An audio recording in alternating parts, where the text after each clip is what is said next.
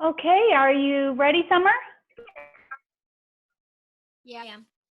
Okay, so our next presenter is Summer Triana, and she's doing Through the Eyes of Immigrants. Hi, my name is Summer Triana, and I did this presentation on immigration and immigration detention centers. I'll share my screen.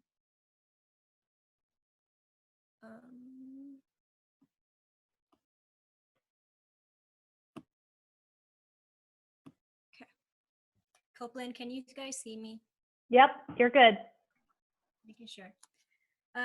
So before I did this experiment, I didn't know that there were more than 5,000 children separated from the parents at the border, and I didn't know that the parents were actually sent to prison and not put with their children.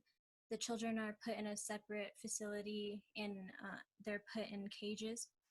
I wasn't aware that they were exposed to sexual abuse and that the mental abuse. It encouraged me to look further into the lives of immigrants. So my thesis is immigration detention centers are dehumanizing and should not be used because they lead to family separation, health risks, sexual abuse, and poor living conditions. So my purpose is to bring awareness to the dehumanization of the separation of immigrants. Um, so with dehumanization, it is a reaction from other groups. For example, Trump's administration, he has a zero tolerance, and it's the denial of humaneness to immigrants. He doesn't allow them to come in and stay, which and this whenever children are separated from their parents, they develop they get mentally abused because according to the National Scientific Council on Developing, children are permanently damaged. Their brain releases a stress hormone known as cortisol, and it damages the area associated with learning. So the children, they develop personalities of aggression, fear, and anxiety. So a woman who, Olga Kazan, she wrote an article, and when she said that children were silent and one girl was sobbing and wailing and beating her fist, she could feel the trauma that's going on in these facilities.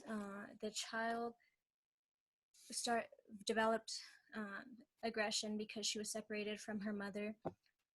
This is the case with many children. So the sexual abuse um, is unacceptable. The children are exposed to older adults and sometimes older children, and they don't have the protection of their parents, so they're vulnerable to predators. So for my experiment is based on human experience. I used peers from school, Rosa Sabiro, and immigration detention centers. So Rosa Sabiro, she is a Mancos, she lives in Mancos, Colorado, in the United Methodist Church. She came to America on a visa, which expired, and then she hired an attorney, which was a fraud, and then he took her money. So she explained to me how she was dehumanized for being an immigrant. Every time she got a job or anything, she told me that for jobs, they wanted somebody who was bilingual, but they didn't hire her because she was an immigrant. And to her, she got really hurt from that. And so she decided to help those who are afraid to speak up and receive justice. And to me, she's like an inspiration because because of her situation, she's out there doing something about it. So the individual from my school, I used my friend in EMT. He was afraid to get his background check and his drug test because he was afraid that he would be deported and they would find him. And that really impacted me because it's hard to live in fear like that. And for the immigration centers, they couldn't tell me anything. I called them and they said that they couldn't answer my questions. And this, to me, I wondered, are the facilities this bad that they cannot tell me? Um, so throughout my experiment, I heard different arguments about what people think, and they they said that the detention centers are efficient because immigrants are destructive pollutants and that it would help prevent the spread of disease. However, anyone can spread disease. Take COVID-19, for example. It spread quickly because people did not listen and they were traveling everywhere. And it the way this works is that it needs to go both ways. Uh, that anyone can spread it, so individuals need to realize that. And people also think that they bring in drugs, rapists, and crime. This isn't that well, actually, so for the drugs, Americans have a high demand for drugs. That is why drugs are brought in. So if they want something to change with that, Trump needs to find a way to help Americans get through their drug abuse. And for the sex offenders, I found out that 156,564 are not immigrants, and 32,854 are immigrants. So the immigrants have a lower, yeah, okay. So then crime, here, so an individual argued with me that people in America get their children taken away like immigrants do for doing something bad. And of course, but Americans, when their children are taken away, it's because they cannot take care of their children. It's either from drug abuse or any other type of abuse.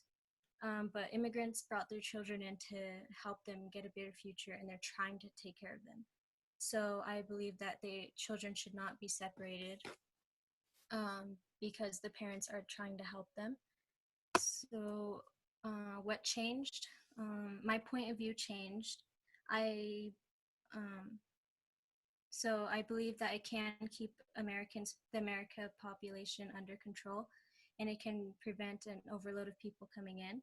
However, I don't think that dehumanizing them is the correct way to keep the population under control. So the immigration detention centers should not be used unless improved, and separation should not be used.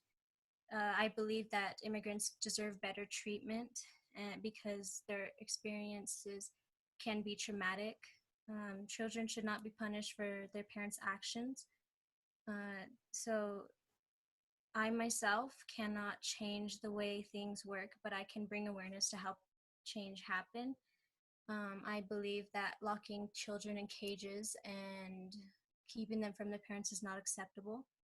So one of the solutions can be that parents should stay with their children inside the detention facilities, just so children don't have to go through the traumatic experience. And I believe that differences should be embraced and the idea of different people. Well, America was built upon immigrants, that and I believe it should still be built upon that, even though things have changed. And yeah, that's my presentation. Here are my sources. Are there any questions? Okay, let's start with Mr. O'Donnell. Okay. Good job with your presentation. Just curious, through your research, did you do any research on private companies maintaining immigrants at facilities and what the difference between a private and a state-run facility, if there's any similarities with housing? It seems like it's strictly state that you did your research on. Yeah, I wasn't aware that there were private ones. I could look into that now. I just didn't know. Yeah, I was just curious. Okay, let's go to Ms. Baggy. Yes, you talked about some of the children, they were showing aggression. Was there anything in your research that showed that they also suffered from like separation anxiety or attachment disorders after being taken away from their parents? Yeah, I actually read an article, and a young girl, when she was reunited with her father, she didn't want to be away from him. Like, she would cry and she just wouldn't let go of him. So I researched that, and I found out that children, they're really vulnerable to being separated from their parents, and it's unacceptable to separate them now. Yeah.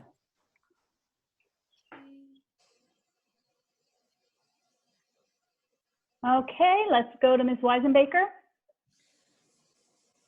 Looking at the, am I muted? Okay. Looking at this topic, I had read a while back that the separation of the children from their parents is basically a result of international law that required that minors not be housed in the same facility as adults.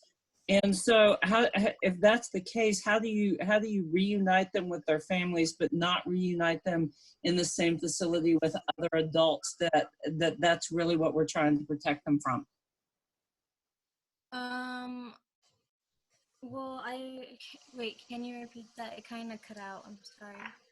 Okay, so from what I understand is the detention, the separation of children from their families is a result of international law that is set up to keep children being in the same facility as adults who would, particularly adults that are not their family that would abuse them. And so how do we reunite them with families but not have them in the same facility with other adults?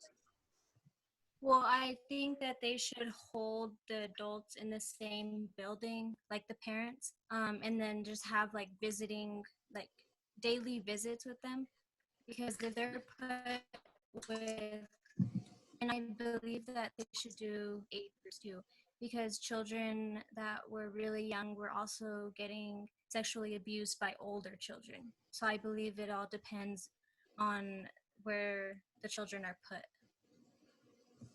Okay, thank you. You're welcome. Okay, let's go to Ms. Mason. So my question was actually the opposite question. My understanding of the Geneva Convention is that it states very clearly that you should never separate families under any circumstances. So whether you're housing them with adults, you certainly shouldn't be separating them from the family according to the United Nations. So how is the Trump administration, did you do any research about how they're dealing with being out of keeping with international law? Well, I couldn't find anything on that because there was a lot of, like on the sites that I went to, there wasn't a lot of information on it. I guess that they haven't put anything, but I guess maybe I didn't look enough.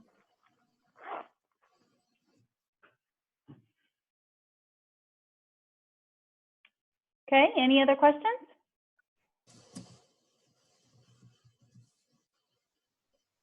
Okay, all right. Thank you very much, Summer. And our next presenter will be Tiara Decker. Thank you.